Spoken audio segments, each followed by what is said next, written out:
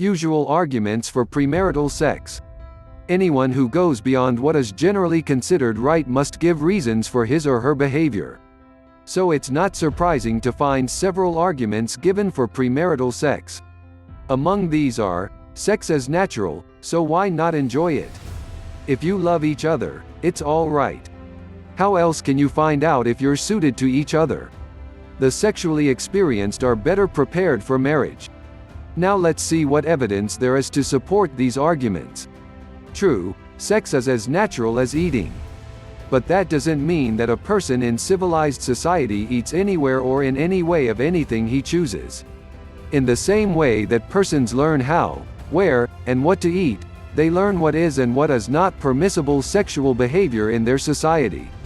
A man doesn't grab food from another's plate or snatch a morsel from the table and run with it to a corner to gnaw upon, as a dog does. So, too, a man and woman are expected to observe the sexual restraints of their society. If you love each other, it's all right, is a dubious argument. It is true that sexual relationships based upon mutual affection are on a higher level than loveless unions. But a boy or girl, a man or a woman, loves many persons in many ways during a lifetime, and if love were the only basis for sexual relations, there would be little faithfulness either before or after marriage. How else can you discover your compatibility? Is also a spurious argument.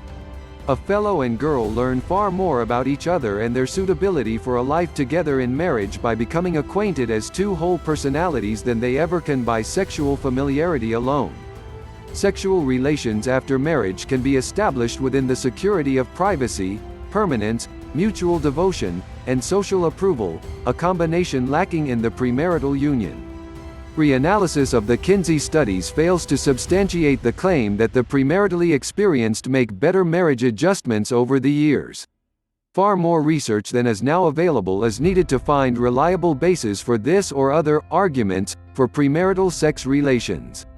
The real reasons for premarital sex relations lie within the persons themselves, their conceptions of themselves, of their sexual partners, and of the society of which they are a part. As in every other area of life, there are those who conform and those who go beyond accepted standards to make their own rules. Those who conform don't need to explain why. Those who break with custom must defend their position. This is one reason why the arguments for premarital sexual relations are heard so often and so loudly.